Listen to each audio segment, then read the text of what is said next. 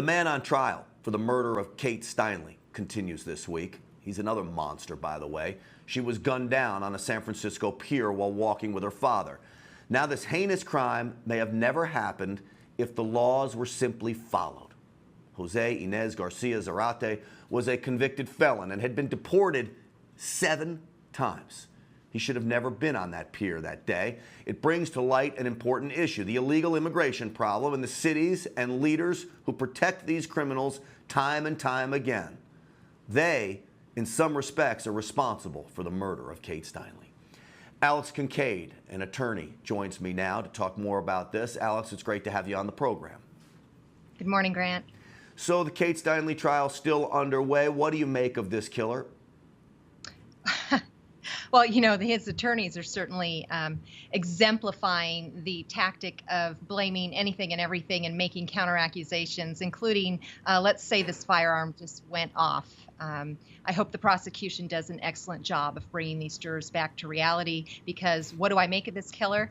He needs to go down. He needs to be taken out of society so that we can be protected from people like him. When you think about the story he's concocted, he basically said that he found the pistol on a park bench and then it accidentally went off. I've been around guns a long time. You've been around guns a long time. Guns really don't just accidentally go off. They never accidentally go off, especially one with a 10-pound trigger pull.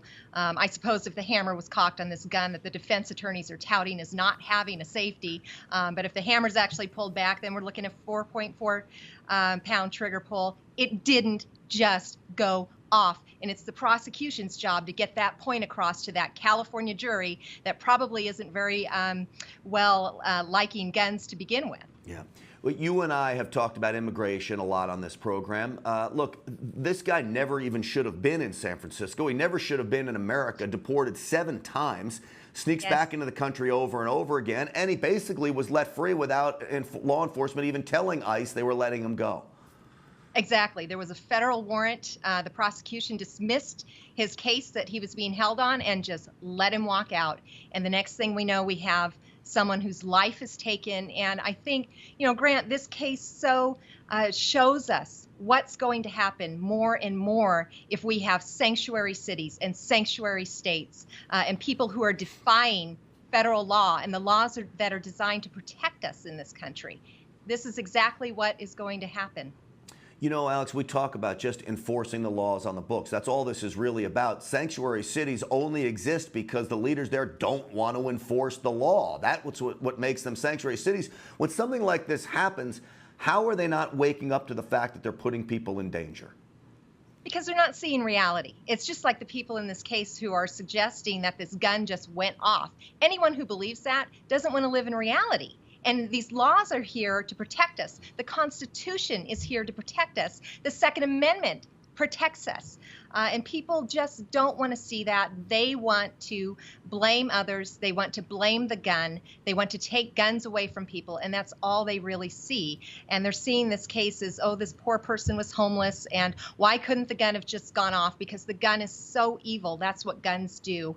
And I just cannot get over the fact that the defense is trying to get people to believe that. But reality is that people do believe that. They don't understand, and they're not willing to take the time to learn the truth and try to understand. Yeah, you're absolutely right. Alex Kincaid, it's always great having you on the program. I appreciate you helping us break it down. Good to see you. Thank you. Good to see you as well. It amazes me this Kate Steinle case is rarely being covered now in the mainstream media. It is an important story. The reason they don't cover it is because it is a prime example of why we call out liberal city and state leaders when it comes to sanctuary cities. The Kate Steinle case is proof that sanctuary cities put people in danger. So what does the liberal media do? They refuse to cover the trial, at least not on a widespread basis.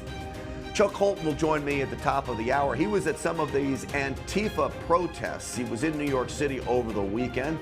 He'll have a report for us updating us on that. Then, of course, we will be continuing our coverage of this horrific church shooting. As we leave you, our thoughts and prayers are with the victims of those just outside of San Antonio, Texas.